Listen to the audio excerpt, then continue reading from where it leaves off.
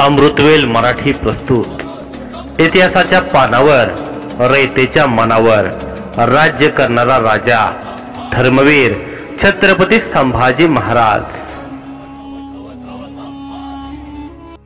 छत्रपती संभाजीराजांचे आरमार, प्रशासन व्यवस्था, मुलकी व्यवस्था, न्याय व्यवस्था, धार्मिक धोरण, संरक्षण व्यवस्था कशी होती?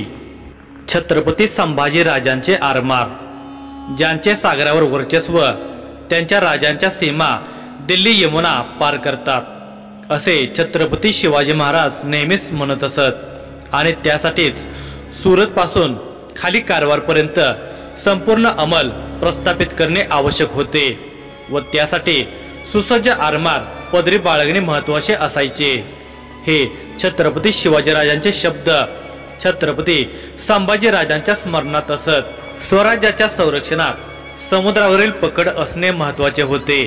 त्यानुसार एके दिवशी त्यांनी आपल्या जहाज बांधणी केंद्रास बाणकोट येथे भेट देऊन प्रत्यक्ष निरीक्षण केले व त्यानुसार अनेक तारव्यातून, राब्यातून, शिड्या चढून जाऊन संपूर्ण निरीक्षणे केली। कसे प्रकार ठेवावेत त्यांचे मार्गदर्शन सागरी वीरांना करून दिले। अनेक नवी जहाजे बांधण्यात यावीत अशा सूचना दिल्या। त्यासाठी प्रचंड प्रमाणात निधीही उपलब्ध करून दिला होता। कल्याण, महाड, जैतापूर, राजापूर अशा अनेक ठिकाणी जहाजे बांधण्याचे काम दिवस रात्र चालू होते। तसेच डिचोली व कुडाळ या ठिकाणी नवीन कारखाने उभारले होते। प्रशासन व्यवस्था, छत्रपती संभाजीराजांचा राज्याभिषेक झाल्यानंतर सुरुवातीलाच औरंगजेब बादशहा प्रचंड साधन सामग्री घेऊन स्वराज्यावर चालून आला होता। त्यातच त्याने पोर्तुगीज सिद्धी व इंग्रज यांनाही मराठी स्वराज्याच्या भूमीत युद्ध धर्म निर्माण झालं होतं। त्यामुळे छत्रपती संभाजीराजांना सैन्यात वाढ करावी लागली व लष्करी खर्चही मोठ्या प्रमाणात वाढवला गेला। त्यातच स्वराज्याच्या काही भागात 1686 ते 87 दरम्यान दुष्काळ पडला होता आणि त्यामुळे राज्यांची घडी विस्कळीत होणे अपरिहार्य होते। अशा कमालीच्या प्रतिकूल परिस्थितीमध्ये छत्रपती शिवरायांनी मागे ठेवलेला समृद्ध खजिना त्यांच्या उपयोगाला आला। हे खरं असलं तरी छत्रपती संभाजी महाराजांच्या कार्यकाळात काटेकोर वसुलीची परिस्थिती सावरण्यास उपयुक्त ठरली।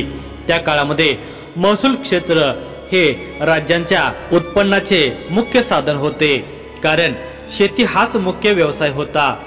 छत्रपती संभाजीराजांनी पडीक जमिनी लागवडीस आणण्यासाठी शेतकऱ्यांना उत्तेजन दिले होते। काही जमिनी लागवडीस आणण्यासाठी शेतकऱ्यांना उत्तेजना दिले होते। काही जमिनी लागवडीखाली न दिसल्यास ते शेतकऱ्यांना आर्थिक मदतही करताना दिसत होते। मुघल सैनिकांच्या धास्तीने वैतागलेल्या वतनदारांना त्यांनी कौलनामे देऊन त्यांच्या पुनर्वसनासाठी प्रयत्न केले होते। छत्रपती संभाजीराजांनी महसुलात वाढ केल्यामुळे रयत गांजली होती असे ग्रेट डफने म्हटले आहे।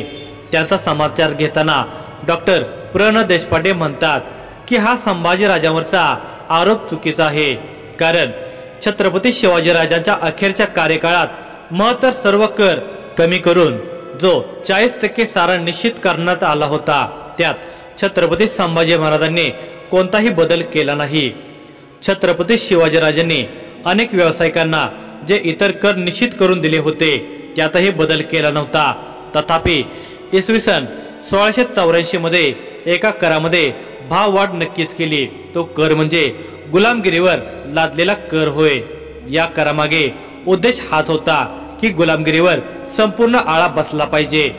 छत्रपती शिवाजीराजांच्या काळात शेतसाऱ्या व्यतिरिक्त अन्य कर म्हणजे परकीय मुलुकातील लूट व चौथाई वसुली व खंडणी असे।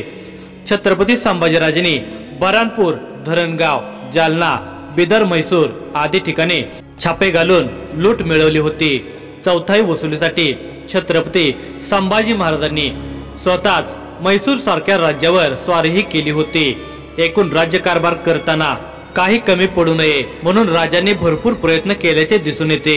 अनेक बाबतीत संभाजी राजांविषयी प्रतिकूल मत मांडणारे इतिहास संशोधक कैशावी आवळसकर ही म्हणतात की शिवाजी राजांच्या नंतर रायगडावरील राज्य व्यवस्थेच्या दृष्टीने छत्रपती संभाजी राजांनी सर्व काही व्यवस्थितपणे चालवले। औरंगजेब जर चालून आला नसता तर त्यांचे उणे पण कुठेही जाणवले नसते। छत्रपती संभाजीराजांच्या भयंकर हत्येनंतर परशुराम पंतांनी राज्याच्या एकूण शिल्लकीचा अंदाज घेतला। तेव्हा प्रत्येक गडावर भरपूर प्रमाणात धान्य साठा, धनद्रव्य व युद्ध सामग्री छत्रपती संभाजीराजांनी साठवून ठेवल्याचे आढळले आहे। एकाच वेळी प्रबळ व अफाट मुघल सेनेशी तसेच पोर्तुगीज व सिद्धी यांच्याशी सतत युद्ध चालू असताना त्यासाठी क्षेत्रसंस्था दुपटीपेक्षा अधिक वाढवली असताना शेवटपर्यंत छत्रपती संभाजीराजांनी आपला खजिना समृद्ध बनवला। यात त्यांचे आर्थिक नियोजन व एकूण प्रशासनावर प्रकाश पडतो। मुलकी व्यवस्था। छत्रपती संभाजीराजांचा मुलकी कारभार त्यांच्या पत्नी महाराणी येसुबाई, सखी राणी सचिव अशा आपल्या स्वतंत्र शिक्क्याने चालवत असत। आपल्या जनतेला कसलीही इजा पोहोचता कामा नये याबद्दल छत्रपती शिवाजीराजांप्रमाणेच छत्रपती संभाजीराजे सुद्धा काळजी घेत होते व त्यासाठी लहान मोठ्या अधिकाऱ्यांना, वतनदारांना आणि आप्तसोकियांना वेळप्रसंगी कडक मोठ्या अधिकाऱ्यांना, वतनदारांना आणि आप्तसुक्यांना वेळप्रसंगी कडक समज देत असत। त्या समजपत्रामध्ये त्यांची वतन व वतनदार यांच्या संबंधीची 3 पत्रे आहेत। त्यातील 2 पत्रामध्ये राज्यातील वतनदारांना त्यांच्या वतनाबद्दल दिलासा देऊन मोगलांशी चालू असलेल्या युद्धात त्यांचे सहकार्य मिळवण्याचा प्रयत्न केलेला दिसतो, तर तिसऱ्या पत्रात शत्रूला मिळालेल्या वतनदारांसंबंधी कसं जरबेचं धोरण संभाजीराजांनी अवलंबलेलं होतं ते दिसून येतं।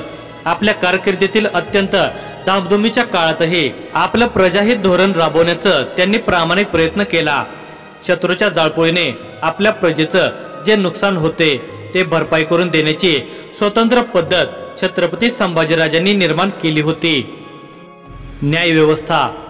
छत्रपती संभाजीराजांच्या अत्यंत धामधुमीच्या काळात त्यांची न्याय व्यवस्था पूर्ण सक्षम होती। निर्भय आणि निपक्षपाती न्यायनिवाडे होत असत। इसवी सन 1685च्या सुरुवातीला रायगडावर हाजीर मलासेत एका चोरीच्या प्रकरणाचा न्यायनिवाडा करण्यात आला होता। या हाजीर मलासेत स्वतः संभाजीराजे, निळपंत सरसेनापती हंबीरराव मोहिते, मुख्य न्यायाधीश प्रल्हाद निराजी आणि छंदोगामात्य कवी कलशेही सामील होते।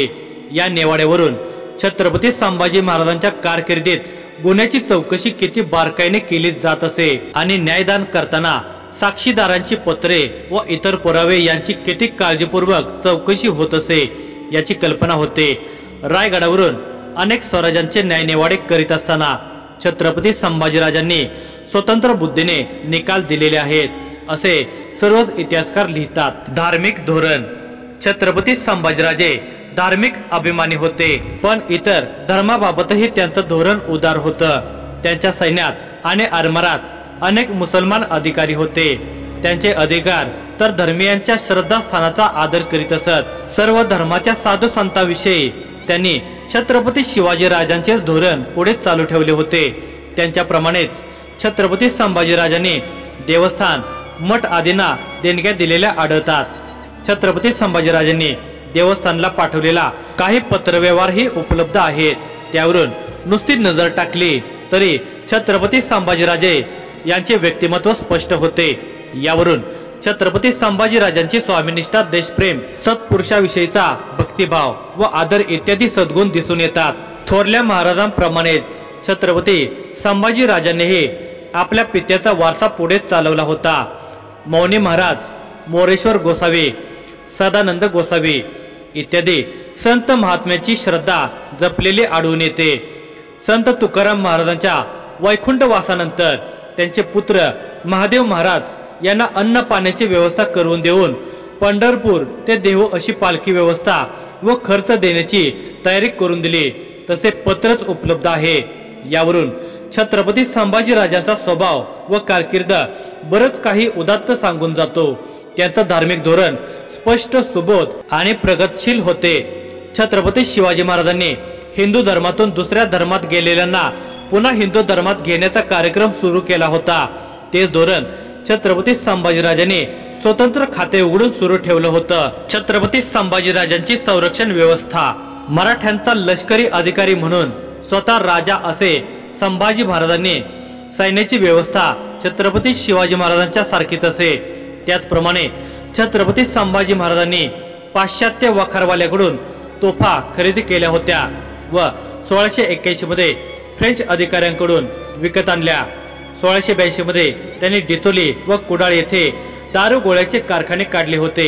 हिंदवी स्वराज्यातील महत्वाच्या गड किल्ल्यावर भरपूर दारुगोळा व शिबंदी ठेवण्यात त्यांनी अजिबात हायगाई केली नाही। 1688 मध्ये मुंबईकर इंग्रज लिहितात की औरंगजेबाचे सैन्य येणार म्हणून छत्रपती संभाजीराजाने सर्व बुरुजावर पुष्कळ तोफा तयार करून ठेवल्या होत्या, परंतु मोगल सैनिक छत्रपती संभाजीराजावर चाल करून जायला तयार होत नाहीत।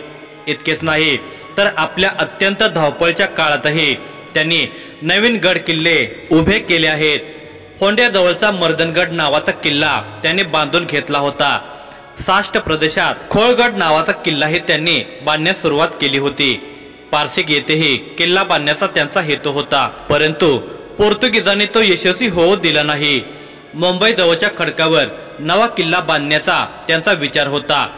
इसवी सन 1682 मध्ये कारवार जवळ अंजदीव बेटात तटबंदी बांधण्यासाठीही त्यांनी सुरुवात केली। हेद्री केद्री येथे मराठ्यांनी किल्ला बांधल्यापासून ज्याप्रमाणे पोर्तुगीजांच्या चौलचा उपद्रव होऊ लागला, तशीच परिस्थिती अंजदीव बेट ताब्यात घेतल्यास गोव्यास उत्पन्न होणार होती। हे लक्षात घेऊन पोर्तुगीजांनी हे कार्य होऊ दिले नाही। याशिवाय सिद्धी पोर्तुगीज मोगल यांच्याशी एकाच वेळी निरनिराळ्या आघाड्यावर लढा देत असताना केवळ स्वराज्य बचावाचं धोरण न स्वीकारता त्यांनी उत्तरेतही मोगली प्रदेशात स्वाऱ्या करून मोगली अंमलाला हादरा देण्याचे अनेकदा प्रयत्न केले होते। त्यामुळे मराठी राज्यातील आपले जवळजवळ सुमारे 75,000 सैनिक काढून घेऊन औरंगजेबाला उत्तरेत आपल्या प्रदेशाच्या रक्षणासाठी पाठवावे लागले। मोघल सरदार बहादूर खान याच्या पदरी असलेला गुजराती गंगाराम हा बंड करून संभाजी राजांना येऊन मिळाला असताना त्याला 10,000 सैनिक देऊन राजाने बंगालच्या प्रांतात मोगलाविरुद्ध उठाव करण्यासाठी पाठवल्याचा उल्लेख आहे। औरंगजेब बादशहाचा मुलगा अकबर आणि राजपूत सरदार दुर्गादास राठोड हे संभाजी राजांच्या आश्रयास आले होते। त्याचा फायदा घेऊन राजपुतांना आपल्याकडे खेचण्याचा प्रयत्न होता। छत्रपती संभाजी राजांनी सुसज्ज असणारे आरमार उभारून पश्चिम किनाऱ्यावर दरारा निर्माण केला होता। राजापूर जवळ 60 गलबते, पेन येथे 3000 सैन्याचा आरमार, थळ येथे 5000 नौदल आणि मुंबईच्या खाडीत 100 गलबते सुसज्ज असत। यावरून छत्रपती संभाजी राजांच्या दूरदर्शी व्यवस्थेवर प्रकाश पडतो।